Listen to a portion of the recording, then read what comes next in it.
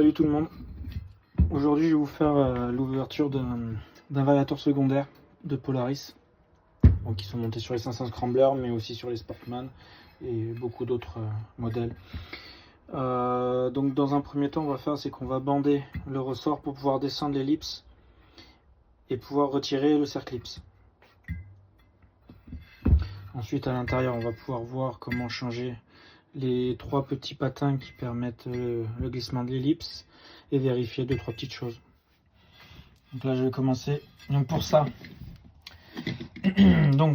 il vous faut, moi j'utilise 2 serre-joints, un maillet et forcément une petite pince à cerclipse. Donc dans un premier temps, on va bander le ressort et on va venir le bloquer avec les serre-joints.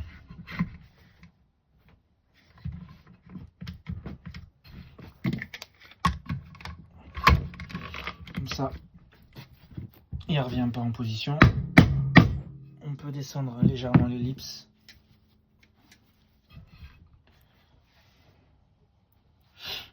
Et sortir le cerclipse. Voilà. On met de côté pour rien perdre. Là, on va libérer les serre-joints. Attention, on maintient fort. Faut pas que ça parte, sinon on va se prendre ça dans la gueule. Ou bon, après, des fois, elle est un peu bloquée, mais voilà, on essaye de pas non plus. Voilà, elle va sortir toute seule. Voilà.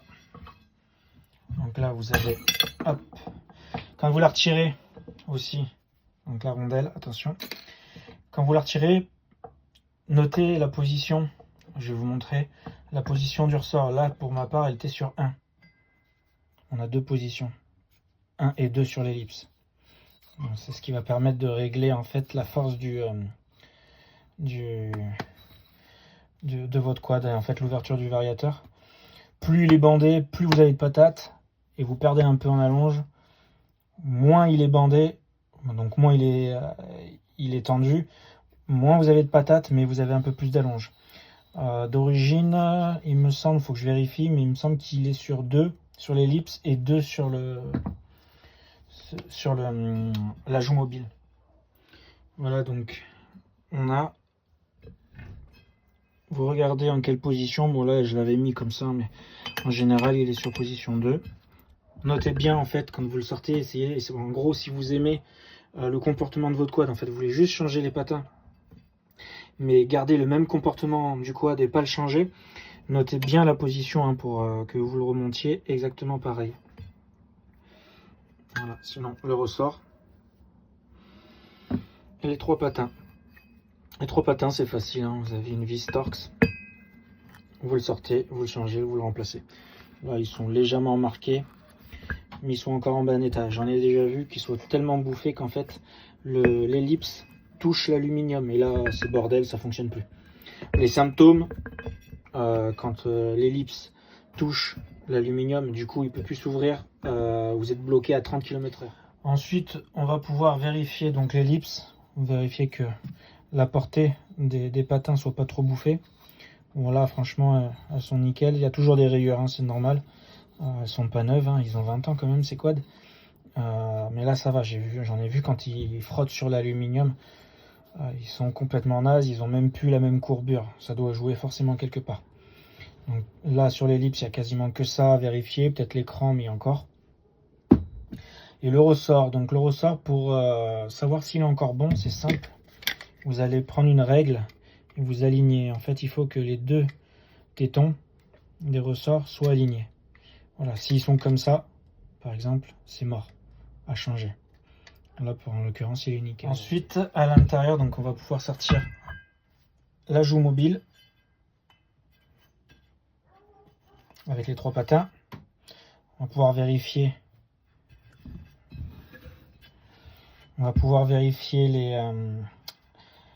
La surface du variateur, s'il n'y a pas de gros trous, si elle est plane partout, s'il est bon.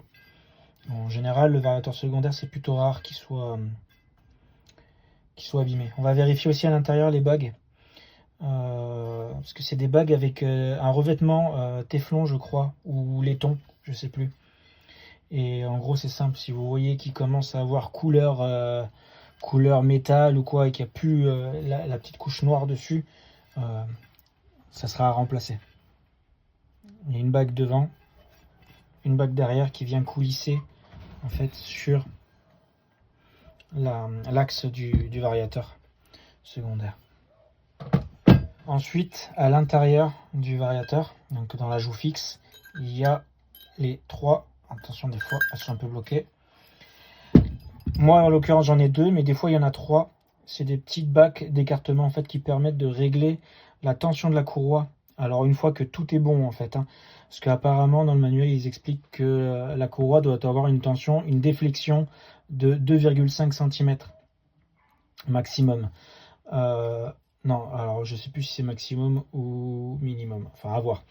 Et en gros on obtient ça en mettant des petites cales comme ça. Donc le plus que j'ai vu sur ces quads là, c'était 3 cales. Là moi sur celui-là, il y en avait que 2. Donc après à vérifier et à refaire, hein. À mon avis c'est des réglages avec le temps. Les cylindres blocs ils bougent ou quoi, les variateurs par rapport au moteur, ils sont pas au même endroit, donc ça peut bouger. Du coup, avant de faire le remontage, moi ce que je fais c'est que je passe un petit coup d'éponge, le côté grattant d'une éponge là, un peu de la paille de fer très fine, mais le côté d'une éponge, je prends une éponge neuve et je gratte comme ça permet d'avoir une meilleure accroche et pendant un petit temps, parce qu'en général avec la courroie il est lustré, donc un petit coup dans ce sens là tout autour, ça permet de raviver un peu et lui donner un peu de mordant.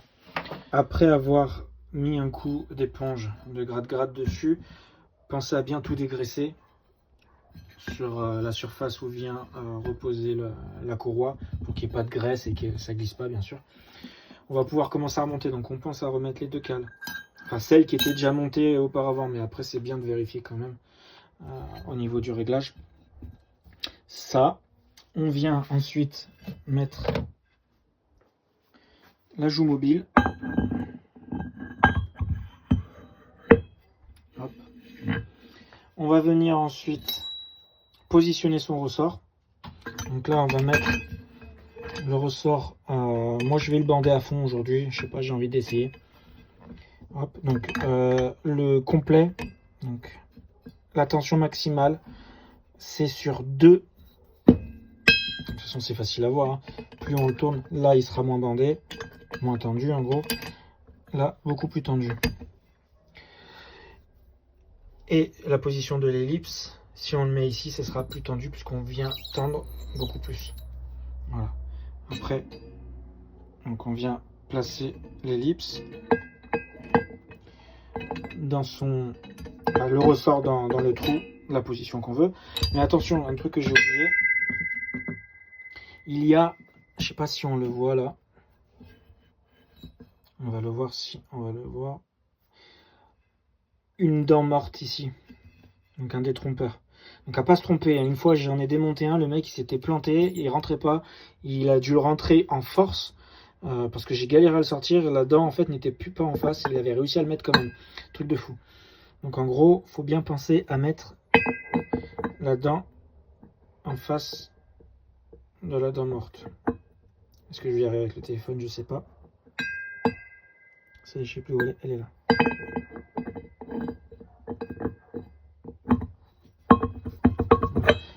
Et ça rentre tout seul. Donc du coup, on place le ressort. Hop. On place le bout du ressort dans la deuxième position, la position qu'on veut.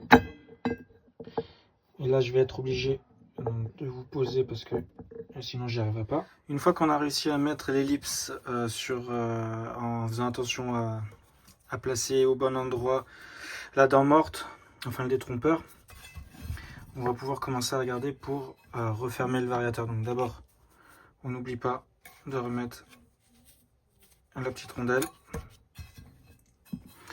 On mettra le cerclips après. Ensuite, moi j'ai pris l'habitude de faire un marquage parce qu'il va falloir, pour pouvoir placer correctement et tendre le ressort comme il faut, tendre le ressort à 120 degrés à peu près. Faut que l'ellipse arrive à 120 degrés. Donc ce que je fais, c'est que je vais me prendre une marque sur la joue mobile. Et cette marque-là, il va falloir que je l'emmène donc à 120 degrés. Et je vais faire un point sur la joue fixe. À peu près 120 degrés, ça va être ici. Donc plus ou moins, en général, c'est mieux d'aller un peu plus loin parce que là-dedans, en fait, va tomber pile poil sur 120 degrés. Donc on va faire 120 degrés. À peu près, hein, on n'est pas... C'est mieux d'être un peu plus que pas assez, parce que pas assez, on ne sera pas sur le bon cran. Faut pas être non plus demi-tour, quoi. De toute façon, ça va être compliqué à dépasser les 120 degrés parce que c'est déjà bien tendu.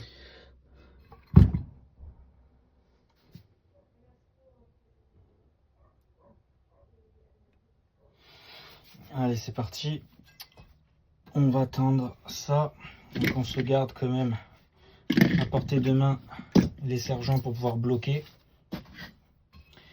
Ce qu'on fait, c'est qu'on va venir mettre l'ellipse, commencer à la rentrer pas en fond, qu'elle soit à fleur de l'axe. Voilà, qu'elle soit à fleur de l'axe, parce que sinon, si on la descend trop, en fait, on va taper dans la dent et on ne pourra pas dépasser les 120 degrés. On sera bloqué. Allez, donc on la met bien proche. C'est là où qu'est la difficulté. On commence à tourner. En fait, on va tourner que celle du dessus. Hop. Et là, je maintiens. Une fois qu'il commence à être tendu, elle bouge plus. Et là, hop, je dépasse les 120 degrés et je mets mes sergents.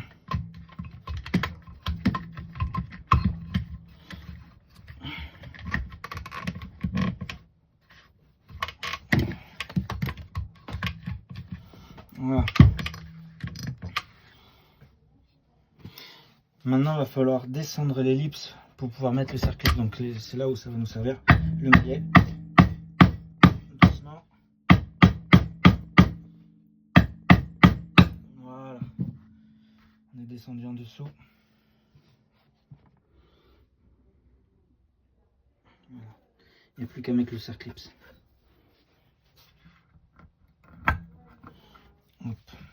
Une fois que le cercle est passé, avant de détendre, enfin d'enlever les sergents et de remettre l'ellipse en place, on regarde s'il tourne autour de son axe, qu'il soit bien pris dans la gorge, voilà, qu'il soit pas à moitié mis dedans, sinon il va sauter et c'est pas bon. Là on va maintenir, parce qu'il va revenir en place, et on va pouvoir enlever les sergents, et on la laisse venir se mettre en place. Hop. Et là, on voit que nos repères sont quasiment en face, donc nos 120 degrés ont été respectés.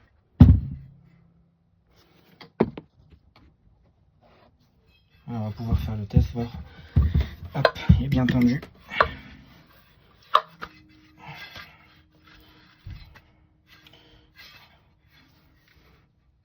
Et voilà.